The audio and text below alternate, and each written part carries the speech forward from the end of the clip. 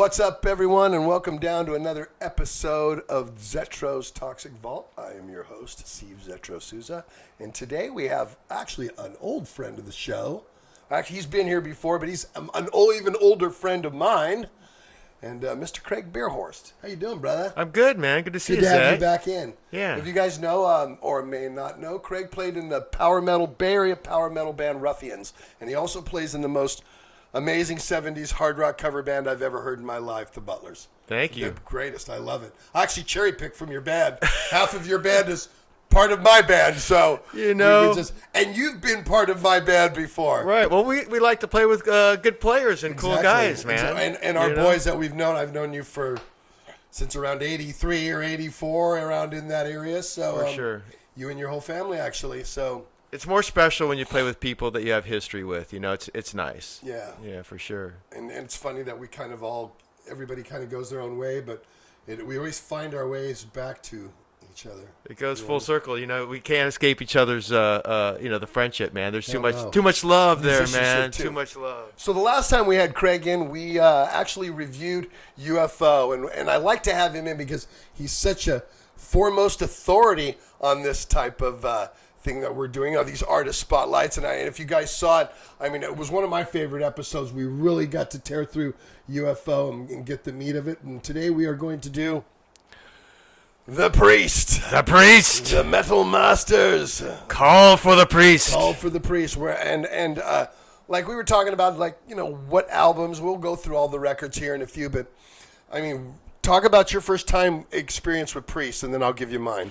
I first got exposed to Priest when I saw them open up for Led Zeppelin at Day on the Green. That was in July 23rd and 24th of 1977. Yes. You know, why I remember these dates is just like, because they made you who you are. Right. If you think about that.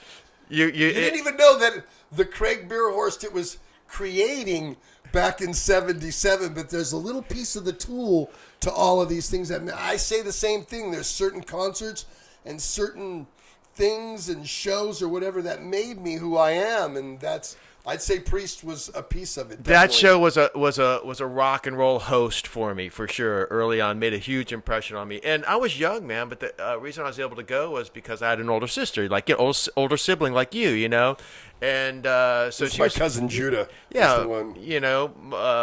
My sister Lori, who you were good friends with. Yes. And so she's 5 years older than me, so she took me to the show. I knew Led Zeppelin was, and then Rick Derringer supported Led Zeppelin. I knew like Rock and Roll Hoochie Coo, right, and yeah. And then this band Judas Priest is opening up, and it was just like the name sounded like, whoa, man, Judas Priest. It sounded kind of like spooky and dark, and I had no idea who they were.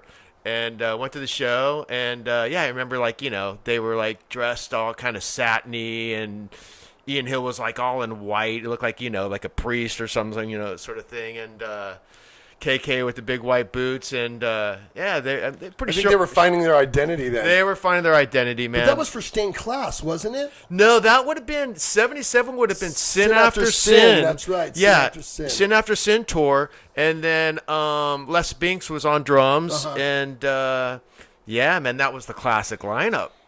Right. Yeah, for me anyway. Now, okay, I remember that, but it kind of went, just Zeppelin, because I was a Zeppelin guy. But then in 1979, this live album came out that, I don't know, I'm sorry, it changed my life. Yeah. It changed my life. I think it changed everybody from our era and our genre and the Bay Area scene at that time. I think it had a piece to change everything. And that album was called Unleashed in the East. What a great album, man. That album's a killer, and it stands up to stands the test of time. Like you go back and listen to it, and it sounds just as great as it did back then. Because some albums you revisit, and you're kind of like, I don't really, what did I see in that or whatever, but still heavy. That album still holds. I mean, yeah. And now they have like I remember there was only so many songs on it. Now there's like an extended version where there's like Better By You, Better Than Me at the end of it. And there's like 4 other songs on it from that era that was live that they never put on the original album. If you go listen to now, it's like the remastered deluxe version with 5 other songs on it. Yeah, what the record company didn't want to pay for the gatefold or something? What was up with that? I don't know. You know? And then the actual time that I went to see them, I was at the Warfield in '80 for British Steel. And Halford came out with a machine gun. And everybody's ducking because they thought it was so cool. And that's when Unleashed in the East obviously was the one that kicked me in. But then British Steel came out, and then forever I was metal. I'm now metal. That was a great show, man. He came out the machine gun during genocide, and then came out with the bike later. And the machine gun, those blanks were loud, loud man. As hell. Yeah. I bet you couldn't do that now. No. Everybody was ducking. They thought it was like, what's this guy doing? That was an amazing show. Yeah, that was my actually third time seeing Priest. I saw them Day in the Green. I saw them in 1979 open up for UFO at the Sacramento Memorial Auditorium. Oh my! Yeah, a band called Kid Courage opened up, and then Judas Priest played and UFO played, and that was Strangers in the Night tour for UFO. Right. And then and then in '80 I saw the show that you saw at the Warfield, and then in '81 they weren't Night Ranger. It was Savoy Brown, Ranger, and Judas Priest for Point of Entry. Oakland Auditorium. Yep. I was front row for that one. I opened up with Solar Angels, and they were at those stairways. Yeah. And they walked all the way down. They behind the stage. They had KK and Glenn were rising up, and they had to play some hydraulics, like some guy behind there hit them at the same time, right? We went over a Spinal Tap moment when one of the guys like rising up before the other, but they came up and then they walked down the steps. Solar's Angels, that was great. Right when they get to the part Golden Halo, and they came, and the 2 bombs went off. I'm like, that was a monster of a show, man. Oh my God, that's when my friend stole his hat off the stage. He still has it. Oh, really? And in Hit Parader a couple of months later, we saw this Judas Priest interview, and there was nowhere in the interview it said it, but there was this they like put little things there. It says, "Come on, guys, give me my hat back, please." And I remember my friend Dougie, he took it off and he put it on the drum stand. And my partner Dougie, because the pits were not like they are now. Now you can put a person really in the pit, and you'd have to really jump to get a stage. He fucking made it up there. Yeah. Unbelievable. Yeah. Stole his hat. Man, jumped back in the crowd. Delinquent. When you were in front, you were like this. Remember that? I tell you, that show at the Point of Entry tour at Auditorium, I was in line way early for that one, man. And I was one of those guys that ran in to get to the barrier and was leaning up against the barrier, suffered through, Savoy Brown Ranger and all that sort of stuff to see Priest. And there was a guy sitting next to me I became friends with, and his name is Yaz. Oh, yeah. I met Yaz there, and he had a necklace made like the Sad Wings of Destiny necklace, the Judas Priest symbol, and he's all, dude, check it out. This is my Sad Wings of Destiny necklace. I was like, whoa, killer. Became friends with him, after that. Yeah, it's kind of cool. Wow. Yaz, our good friend from, Yaz played in Griffin. Heathen, and he was in Rampage with Chuck and Willie back in the early 80s. He was a character. They broke the mold with that guy, man. God bless him. Unbelievably so. We're going to go through the records that we feel were the staples, in our terrains. We're not going to go through everything, but we're probably going to start at the beginning and go to around 84. So when basically how I and Craig were built on Priest, because that was probably the molding point for me up to Defenders of the Faith. But let's talk about you brought the records in. I got some records, yeah. You brought the albums in, so all right. We're going to start with the very first. We're going to start with the very first one, and I have to say, not my favorite of them. I like the song, but I tell you what, this was the first Priest album I bought, actually. Really? Yeah, I bought it after I saw them in '77, so probably later that year or something, going through Rather Rip Records in North Berkeley, and I saw it and looked on the back of it, and just like, oh yeah, man, these guys look, pretty killer. Just saw them and brought it home and wasn't super thrilled by it, man. Yeah. I mean, because at that point you were listening to bands like Led Zeppelin, Deep Purple, Sure. UFO, Rainbow, stuff like that. And those were kind of veterans, and the production quality of those albums that we're listening to was much better. And those bands were a little bit more kind of, rooted at that point. And I heard this and I just thought, it didn't really do it for me. I kind of grown to like some of it over the years. I can appreciate it, I guess. I only play Rock-a-Rolla off this album. It's the only really song that I really like, and I think it's got a good groove to when. And again, I had, bought Unleashed in the East, and I started buying, and then I went back to Rock-a-Rolla because I went backwards. I went, Right. Sin After Sid's Kill, Stain's Classes, Killer. Like we all do, yeah. And then I got to this, and I was like, oh. You this go- is- and usually people's first records are their, they're Bonded by Bloods, you know what I mean? They're their opus records a lot of times, and Not for Priest, Not but for yeah, Priest. I think Winter. I like Winter. I think that's a good Never one. Satisfied's pretty Yeah. cool. They brought that back in the set a few years back, but they weren't super happy with the production of it. You're a young band. You go into the studio for your first time, and you're playing it back, and it's like, well, this doesn't sound like us when we play live, and it's kind of watered down, and so they were just, they were new, man. They were new to the studio, and but hey, man, it's their first Who's record. the lineup on this record? I think it was It's the same. yeah. So it's the band. It's Glenn, KK, Rob. Ian Hill, Bob Halford. It says It's Bob. Bob, and Halford. John Hinch is the drummer. Hinch.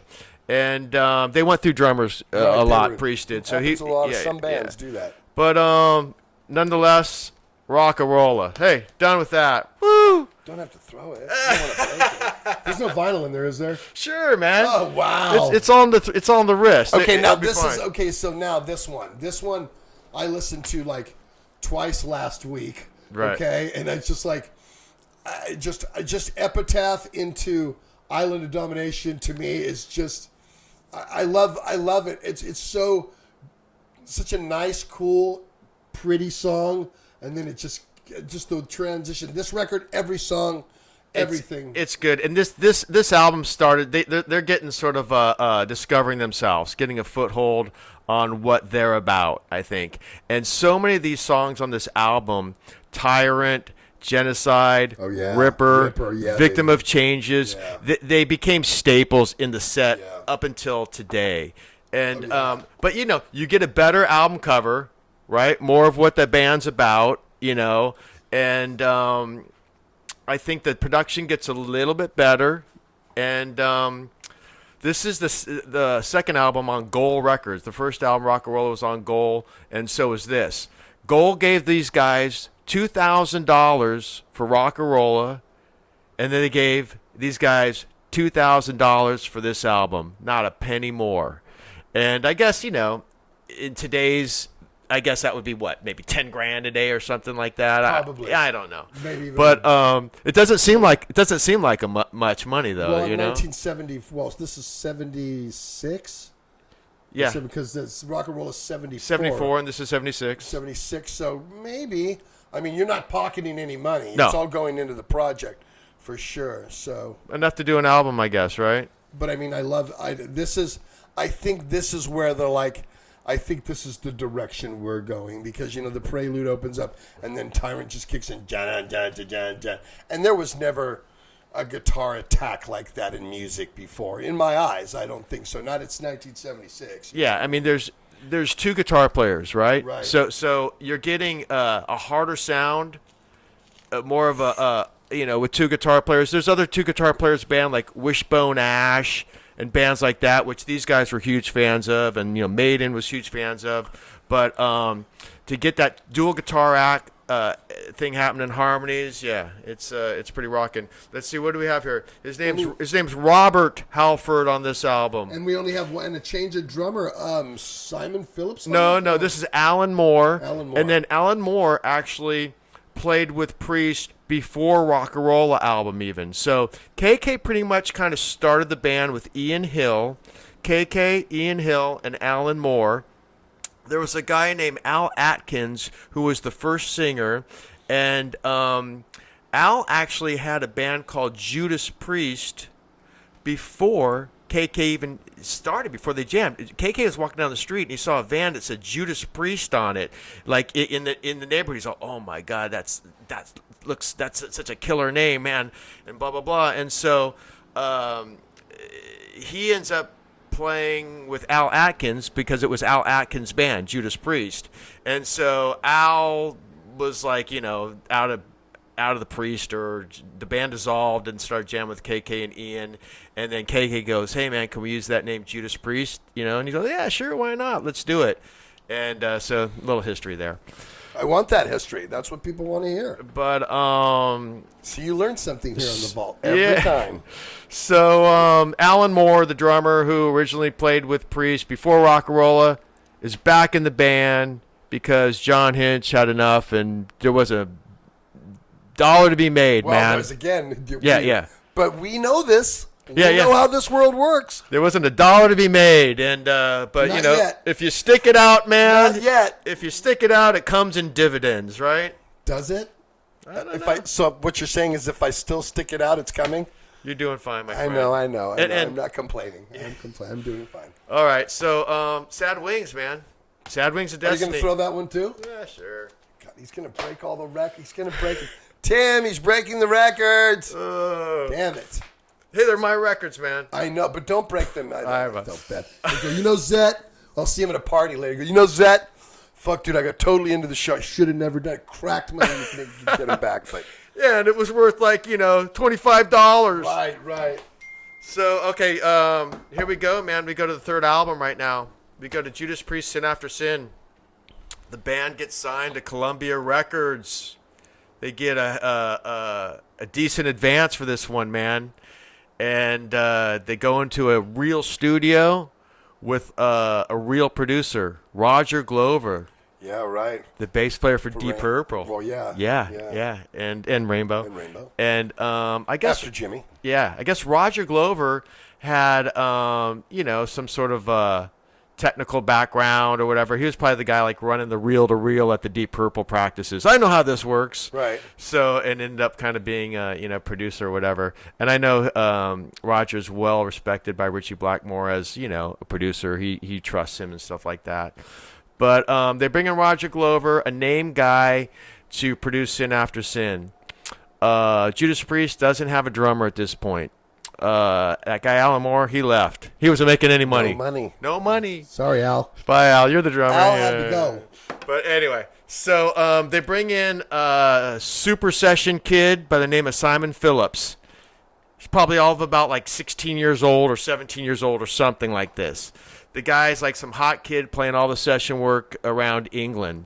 And he does the album, and apparently it was this thing where like you just kind of, he'd listen to the track or whatever, tell the guy what to play, and he would just do it. Wow. Yeah. And Simon Phillips is like, he's a hero of many, many drummers that we know. Yeah. But yeah. So what do you think, man? What tracks hit you off this? God, I gotta see it again. Oh, definitely Diamonds and Rust. All of them. Starbreaker. This whole Last Rose of Summer. I like everything on this. So do I. This record is killer. I mean, just start to finish. I do. Yeah. It's from I think from here, from Sad Wings to Defenders of the Faith is probably everything's untouchable. There's not one where I go, not one album, no. There might be a few songs here and there that are a little bit Sinner, blah blah blah. I mean, come on, but, Sinners. The Sinner. Yeah, so we got you talked about Diamonds and Rust, so that's a Joan Baez cover. Baez. These guys would take really obscure songs, like it's a folk song. Joan Baez is folk song. Green Monalishi. Yeah. We're gonna get to that, man. That. And then, but yeah, Diamonds and Rust, they totally beef it up and turn it into like a heavy metal song. It's amazing. Well, what's funny is this version, and then Unleashed in the East version are two. I mean, it's way heavier by then. Yeah. This one's heavy, but by the time they do it on Unleashed in the East, they really heavy it up even more, don't you think? Yeah, for sure. And you mentioned Last Rose of Summer, a slow song, very slow song. One of my favorite. I love their slow songs. I just, And yeah, they do a lot of slow stuff. Epitaph, I love that. The Priest does a lot of really soft stuff, and it's really good. But I think that, people of this sort of genre of classic rock, I mean, all the best bands would give you that. They'd give you the heavy, and they'd give you something really soft, a ballad. And I think that's what you love about these bands, man. Everybody but Exodus, mind you. Yeah. Yeah. Lovely. Yep, this is one. Yeah. Well, are we doing Okay. Your cameraman's looking over here at me. I don't know if we're taking a break or what. We're going to be taking a break here in a second. Okay. So anyway, that's what he does. I was like, deer in headlights. What is that? That's like Cindy Brady when the light goes up. Yeah. Anyway, they Dissident Aggressor, heavy. And remember who did that? Slayer. Damn right. Yeah. Covered that one. Great. They did a great job of that. Anyway, fantastic album. Production gets way better here too. Yeah. I mean, they're with Columbia now. They got Roger Glover. He's been in Deep Purple and Rainbow at this point. You know what I mean? He knows his way around the studio. And that's what you need. You need the the experience in there for sure. And I think that's again this is record 4, right? No, number 3 in 1977. But yeah, the fidelity gets way better on this, which makes a huge difference. Sure. Yeah. Well, before we go on, we're going to go to our sponsors. Take a look at this. What's up, everybody? And you want to know where you can go to get your Zetro's Toxic Vault official merchandise? Go to seasonofmist.com. They're in the United States and they're in Europe. Check this out.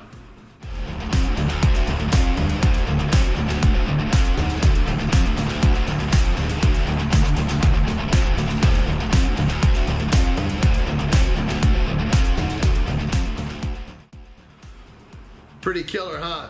Go to seasonofmist.com and get your Zetro's Toxic Vault stuff today. All different types of sizes, all different types of shirts, all different types of prints that you can have them put on custom your way. So go to seasonofmist.com today.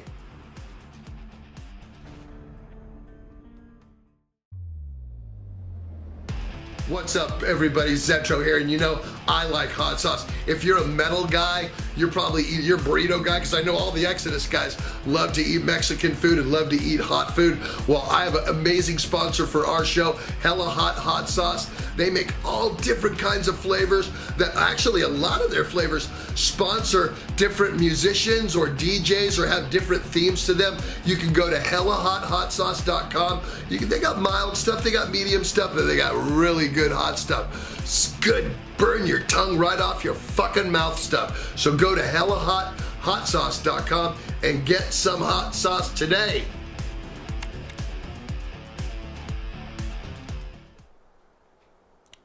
And I'm back with Mr. Craig Beerhorst, and we are talking Judas Priest here on The Vault today. We like to do these spotlights.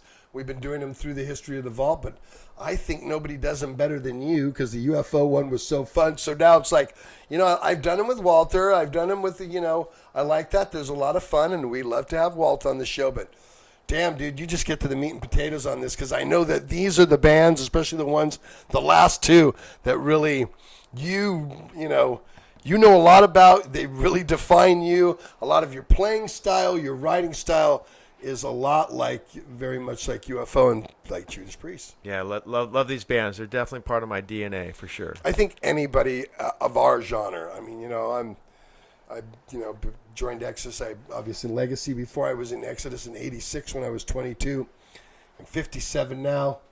Priest had so much. If you look back at it now and go, what made it up? What made you this? It was definitely Priest had. There's a slice of the Priest pie in there for sure, definitely. Yeah, because you get in these bands like Led Zeppelin and that was a mainstay for Aerosmith and stuff like that. But then you get into Priest and they're offering something a little bit heavier, man. And it's the sort of beginnings of it's before the new wave of British heavy metal, but which we love that sound too. But those bands drew off Judas Priest, man. You know, I'm and sure they did. I'm sure they- them, Saxon, Def Leppard, Diamond Head, Angel Witch, all of those early new wave, Motorhead, new wave of British heavy metal. Although Lemmy was probably doing Hawkwind at the time of this, Yeah. So, but it all tied in together. But again, this is before you really coined it.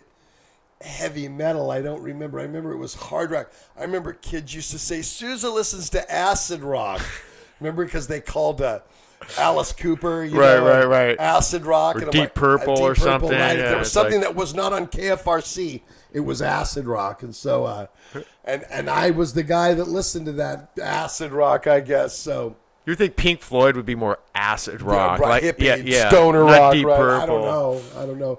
But I remember listening to my first Deep Purple record, and I remember some kids going, I think it was Fireball, and some kids going, what is that? Turn that, that's awful. It's like, because it's so not KFRC. Right. The Osmonds, down by the lazy. Yeah, right. It was a top 40 Right. shit, had some edge to it, so.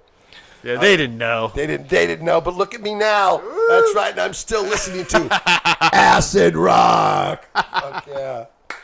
What's next on the list? Because All we right, know we man. got a next Well, one. This let's see this here. one. This one to me was Okay, like, well, hey, real quick. Oh, We yeah, don't- yeah. Oh, we forgot. Same I'm class. jumping. We don't have the album. we don't have the record. Sorry, folks. We only have the CD of Stay in Class. But anyhow, this is the 4th album. They're on Columbia Records still. Probably This, the heaviest of them all. yeah, I think really they're really getting their roots on songwriting team, man. Like they know what direction they're going. Even the slow song on this is probably my favorite on it's the a- record, it's and a it just killer. builds up and gets so goddamn heavy. That song, Beyond the Realms of Death. Yeah, Exactly. And Beyond the Realms is because a staple at every pre-show, man. As soon as you hear that guitar riff, you're digging it. It's insane. Just the lyrical content, just everything. But I love the way. I mean, this opens up with. Is this the first thrash metal song ever with double exciter? I mean, The double bass thing kept. I never heard that before this. Oh, it was You know what I great. mean? And it's even more brutal on, like I said, Unleashed in East. Any of the songs they played on that from this, they made more brutal. I mean, to me, that was like signature Priest shit right there. Yeah, we got Exciter, like you said. We got Beyond the Realms of Death, Saints in Hell, Better by You, Better Than Me, which is a cover, and that's a Spooky Tooth song. Really? Yeah, so they always do a cover on the, it seems like, starting from Sin After Sin on the album. But, yeah. I did not know that. Yeah, I did yeah. not know that. Spooky Tooth. What a great name for a band. That was a chick that was backstage one time and she didn't have a tooth and everybody was calling her Spooky Tooth. Now that you just said that, so that is bringing back a memory. Memories. This to me is probably, if I'm going to play an old school album, I'd go to Stained Class. And I know a lot of people that'll say, to me, the album is Stained Class. Yeah. And it's like, and I know a lot of people, although I love all of them as they are, you know what I mean? I really do. But this is one where I was getting in the shower this morning and I put Stained Class on. Not just a playlist of Priest. I wanted to hear Stained Class. Yeah, so, in sequence, right? in Yeah, sequence, No right. shuffle, And nothing like that. Yeah, I know exactly how the next song is going to start because I've listened to it so many fucking times. You know what I mean? So you find comfort in that. totally. If I listen to a playlist, sometimes I look forward to the next song and then it's something completely different. I'm like, wait, and I'll go back in and just play the record because I wanted to hear that after that. That's how they wanted you to hear it. You know, you don't You hear, know? you don't never listen to Ides of March by Maiden and not listen to Rothschild. You know what I mean? They just go together. That's just the way it is. It's like Hellion into Oh, Electric it has Eye. to. Yeah. yeah. When do you hear Hellion and then Yeah. all of a sudden it stops and you don't hear Right. down, down, down, down. It's the way it's made. Heartbreaker into Livin' Lovin' Made. Exactly, Yeah. exactly. It's Certain weird. things you don't screw with, man. Right, exactly. You got to leave it like that. So yeah, Stained Class, great album. Invaders. I'm not a huge fan of that song, but it's if that's the worst song, it's like it's not that. Okay, just to let you know, I don't even fast forward over Invader. Yeah. I'll listen to it. Yeah. Invader, And, invasion. Maiden Very similar, dude. Off Number of the Beast. Invader. Do. Yeah. Yep. We all listen to each other, believe me. Yeah. We do in the Bay Area anyway. Well, hey, this is Tim, so I'm not going to throw this. No, what we'll do here is we'll just set it back here. We're going to set it right back with there, all the man. extra toys and stuff like that. And All right. this next one is definitely one that I thought, this is metal. This is straight up metal. Because again, I got into the next record first and had to move backwards. But I think by this record, the cover, the name of the album, the whole lyrical content on this record, the attack. It's pretty insane. Hell Bent for Leather. It's pretty insane. This was the first Priest album that I got into other than rock and roll. After rock and roll, I got into this. And someone turned me on to this, and I was pretty blown away when Delivering the Goods came on. So we have a signed copy here, courtesy of Tim Healy. And pretty cool, huh? I think it's signed by it's all in everybody different on there. colors, man. And so we're getting into 1978, I think. Yeah, Hellbent for Leather. And yes, because this came out, and then 80 was brutal. Yeah. During staying class, going into this, they start developing their look. KK goes, "Hey man, we need an image. All right, this sort of satin, sort of pimp hat sort of thing is not working, right?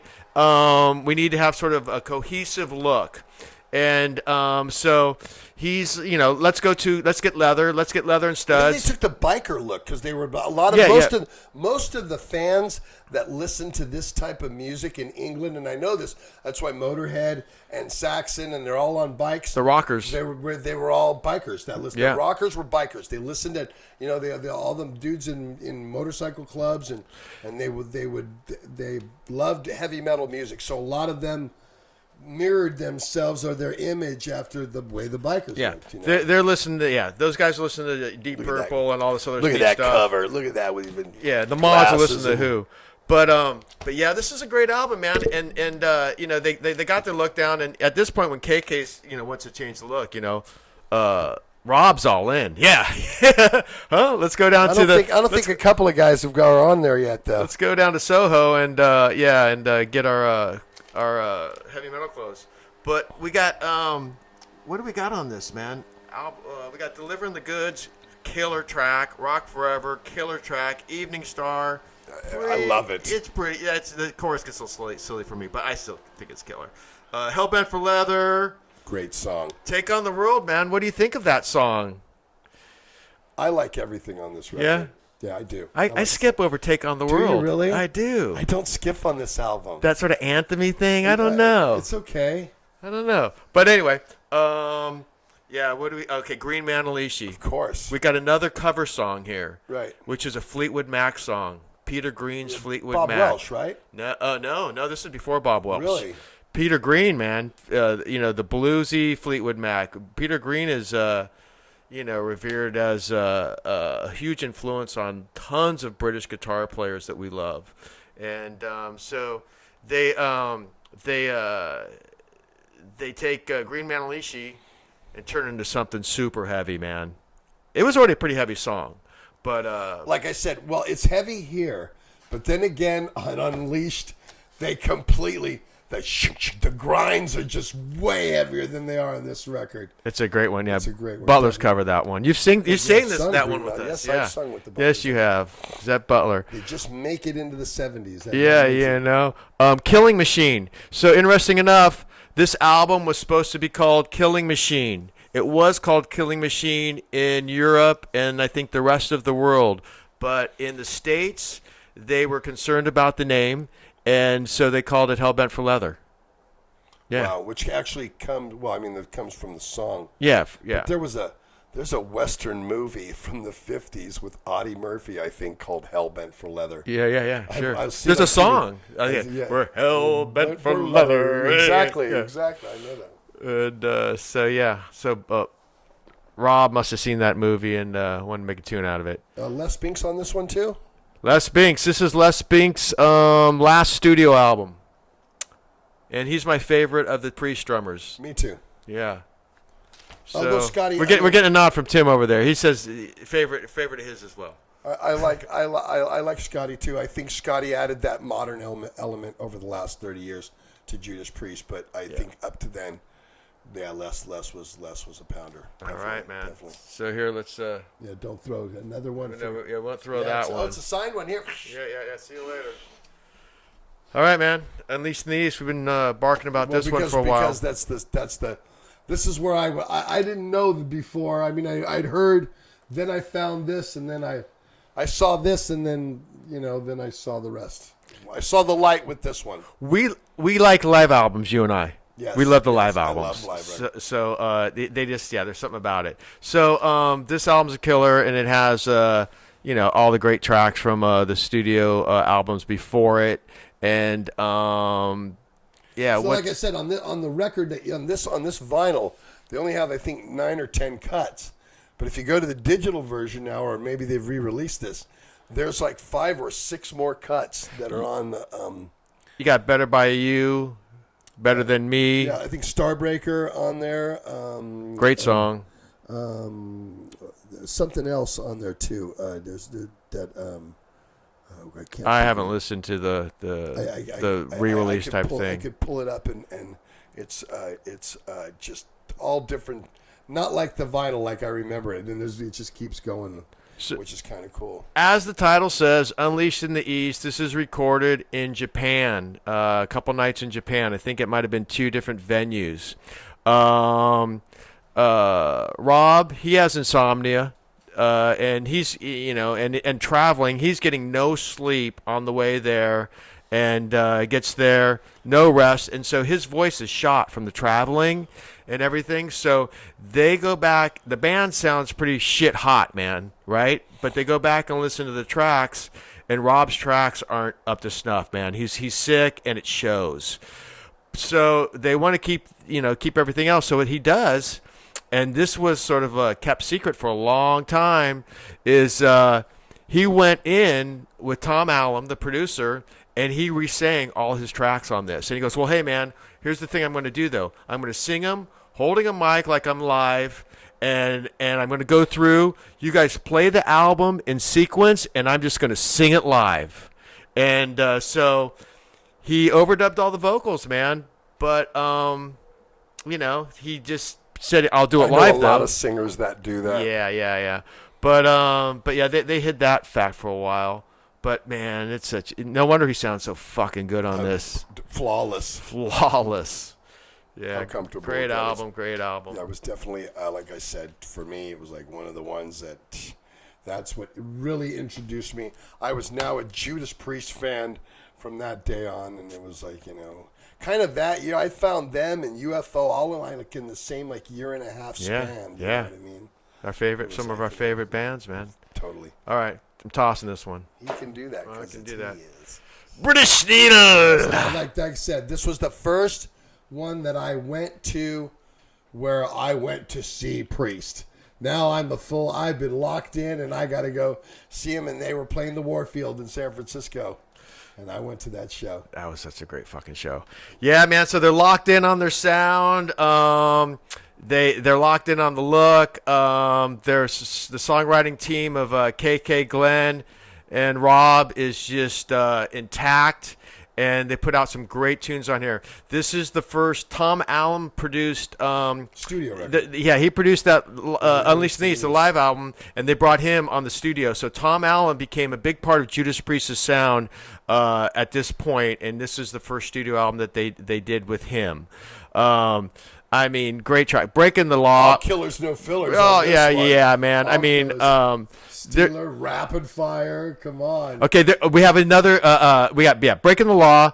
Which is one of those sort of things like Paranoid or Iron Man. You loved it when it came out, but it's been overplayed a little bit. I can't do that. Living After Midnight too. Can't listen. It's on the no. It's on the no playlist. For those over those.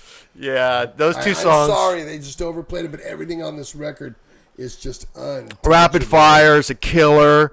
Metal Gods is a killer. Metal Gods, come on. Grinder. Yeah. The Rage is a really interesting track. A great song. It's side 2, and it has this sort of beginning thing that's really trippy with the bass. Doom, doom, doom, doom, doom, and they kind of go in this little reggae thing with the guitar. Ding, ding, ding, ding.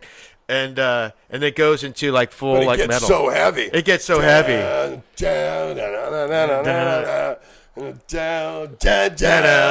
downs are so heavy. Those downs. It's a killer tune, but yeah, it's a trip. And we got Steeler, just kind of a barn burner closer. But yeah, this was a good album, man.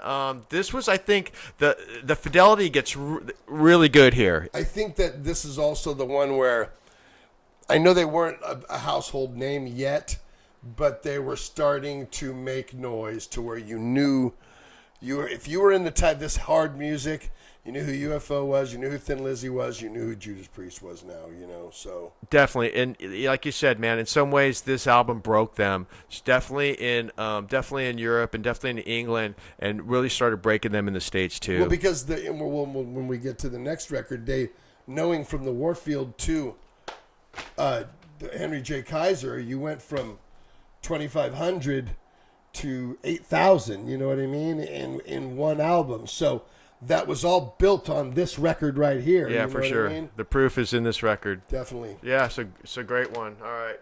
See you later, British Steel. Boy, British Steel. All right, point of entry. It was like, hey, British Steel was a killer. You guys got to get back in the studio fast and get on tour.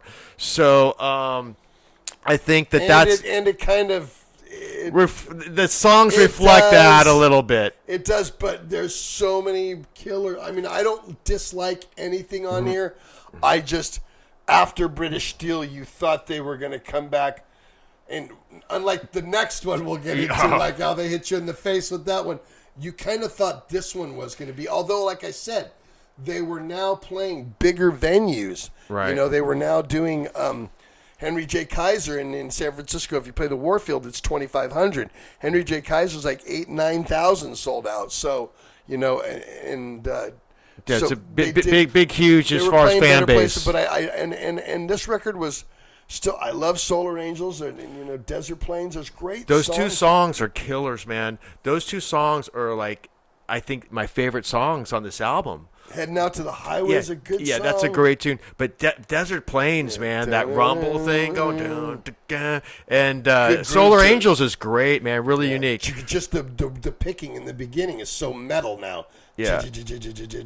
But on side 2, after Solar Angels, You Say Yes, All the Way, Troubleshooter. It goes. I like Troubleshooter. I love it. The album goes troubleshoot. It goes kind of limp on side 2 after Solar Angels, but that's just my opinion. I'm not knocking the band, man. I'm just, I love them so much, so I think everything personally a little bit, but I think they know that because this came out in 81, and the next one didn't come out till 83. So they did do a full world tour, and they were on. Again, they were being exposed to them. It wasn't something like, who this album sucks, who are these guys? It did, help the climb for them for sure. But the album cover from British Steel to this, it's just kind of, man. But there is another album cover for this album, and it's the one. It's like that got that. It's like looking out of a wing of a plane, like out the window, like with like kind of dawn or whatever. There's another album cover for this. See that? Yeah, I didn't care for this one either. Yeah. This album cover's not that great, but yeah, man. Come on, you gave me razor blades with fingers and blood. Now you're gonna do me like this? Point of entry, but yeah, it's good. It's still. Again, it was such a great to see the Priest and you see the building, and now new wave of British heavy metal is in, and it's one of those things where now there's other bands, there's Maiden, there's Def Leppard, there's stuff, there's other bands, the Motorhead, Angel Witch, there's now a sound coming out of England, and they're part of it. So for sure. Let me take another break here. I'll come back with Craig Beerhorst, and we're going to talk about probably the two that really kind of defined them, and from here on out, hit them out of the homes when we come back. Like to send a birthday greeting or a meeting or an encouragement or any kind of thing to someone from me? Go to cameo.com, search me. You can book me, and I do all that kind of stuff. Say you want to send somebody a special congratulations, or it's their birthday, or they just got married or had a kid, and what a cool way is to have Zetro congratulate them or say something to them, some words of encouragement, any of that kind of stuff. Go to cameo.com and book me today.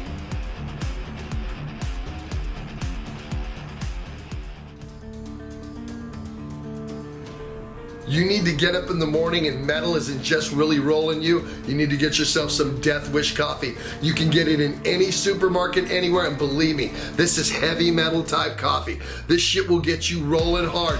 You want to get your zippy on in the morning? You got to get up early? Go get yourself some Death Wish coffee. Like I said, it's in every grocery store around the United States, or if not, go to deathwishcoffee.com and get yourself sent some, damn it.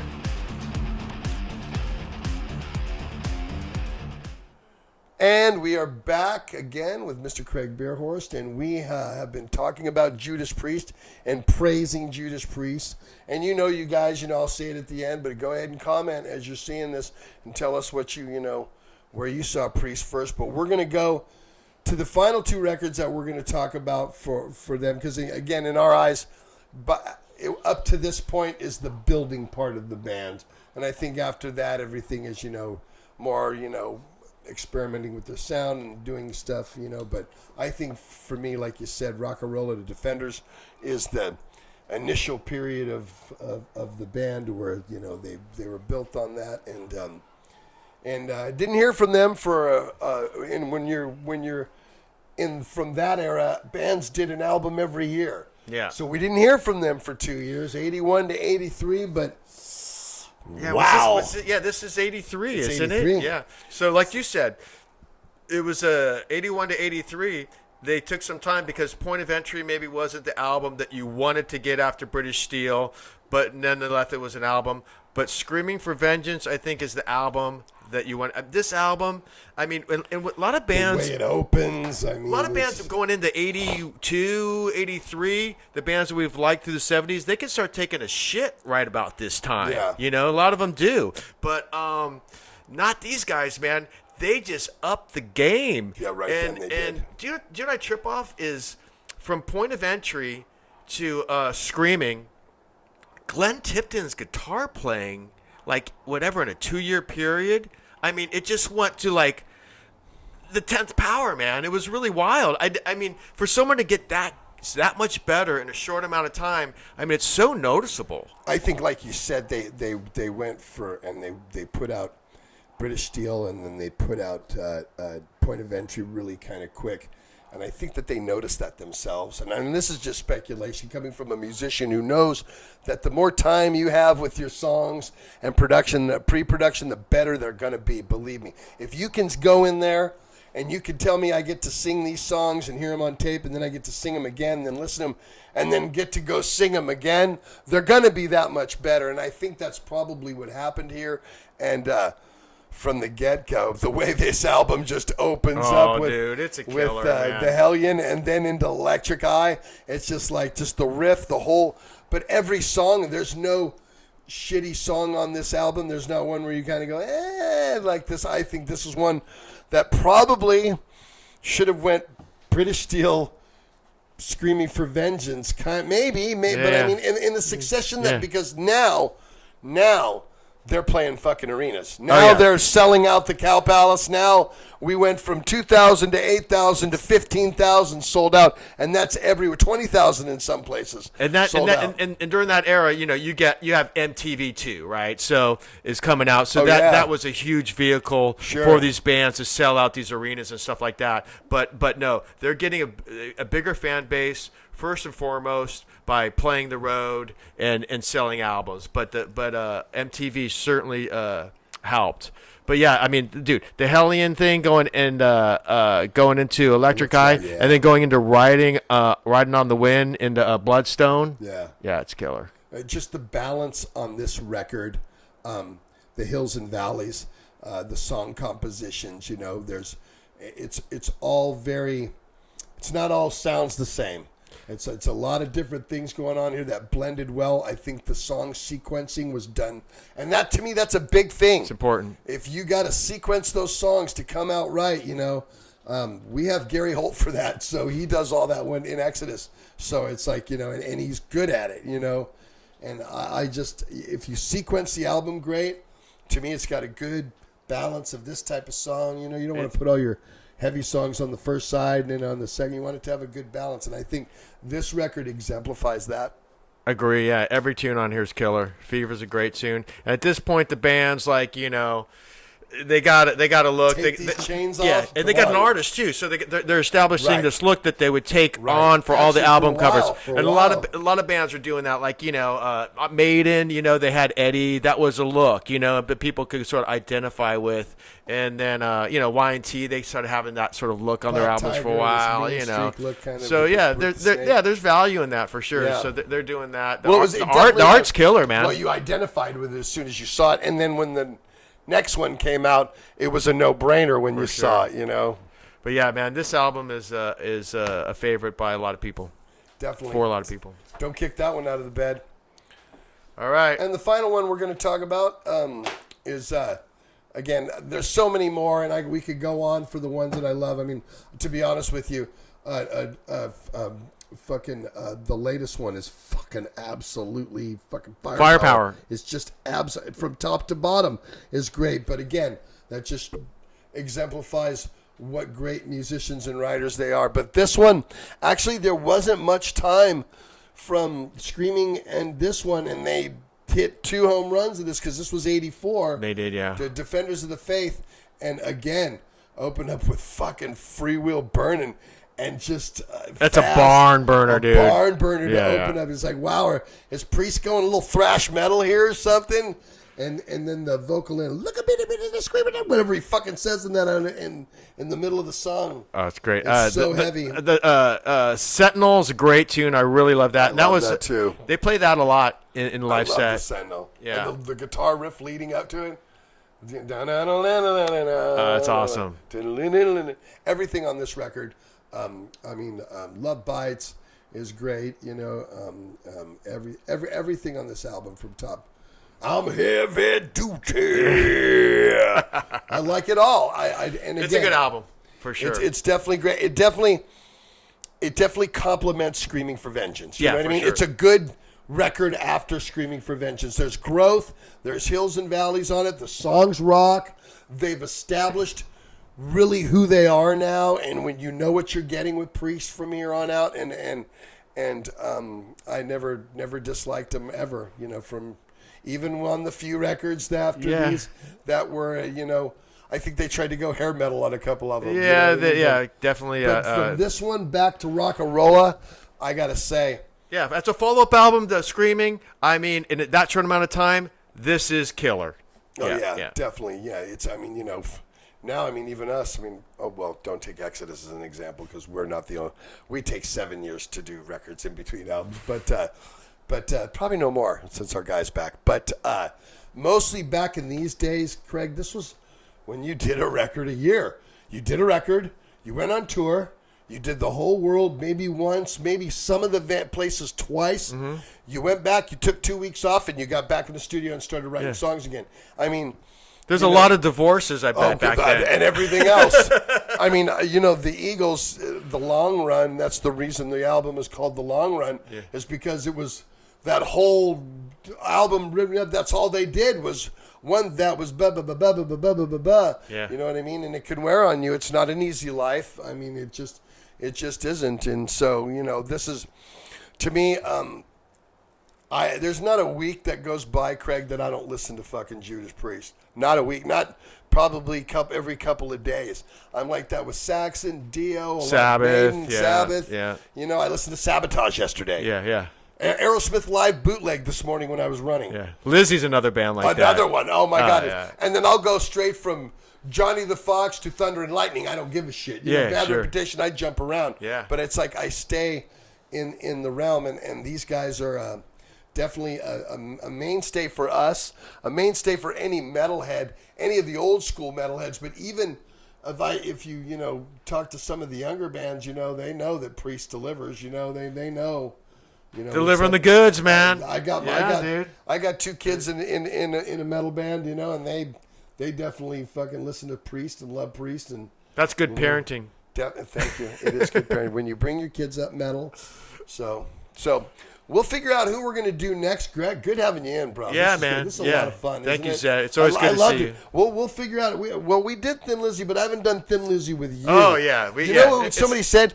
Do Blackmore, and I haven't done Blackmore. Oh, yeah? So maybe we should do Blackmore next. Do a purple going into rainbow thing? Oh, we'll just do Blackmore. Yeah. Oh, yeah. We'll talk about his Celtic band, Blackmore's Night. Blackmore's Night. Yeah. We could talk about that stuff. But who'd you do Lizzie with? I think Walter, didn't we do it to me and Walter did Lizzie together? Oh, we got to revisit. Thanks. We got to revisit that. That's the best thing is I get other opinions from whoever's on the show, and they can tell us, so we could do Lizzie again. And Lizzie deserves to be done. Walter's an authority, but I'd like to get in on that. And we did it a long time ago, didn't we, Walt? We did it a long time ago, but there's so many we do. So you guys know what to do. Leave me comments. Let me know where you saw Priest first. Where first time you listened to them, what they mean to you. I mean, was there a special time in your life where Priest meant so much to you and you needed these records? Because I do hear that a lot, so let us know. Obviously, share this with other people. Share with other Judas Priest fans, that maybe don't necessarily watch The Vault all the time, but might be interested in this episode. And definitely subscribe if you have not subscribed to my YouTube channel. We are really close to 10,000 subscribers, so almost. So congratulations. We're really close, and we want to hit that number probably in the next couple of months. We definitely have some good interviews coming up real soon, and of course I'll have Craig back in, and we'll maybe the next month or so, and we can come back in and do another artist spotlight, maybe do Blackmore, Thin Lizzy. I'm not promising you, but we'll do somebody like that. What do you say? Yeah, man. Count me in. Okay, cool. Right on. All right. Well, hey, you guys, thanks for coming in. And you know what you need to do. Just like I said, subscribe to the channel, share it with other people, and Craig and I will see you in Zetro's Toxic Vault real soon. Horns up, guys.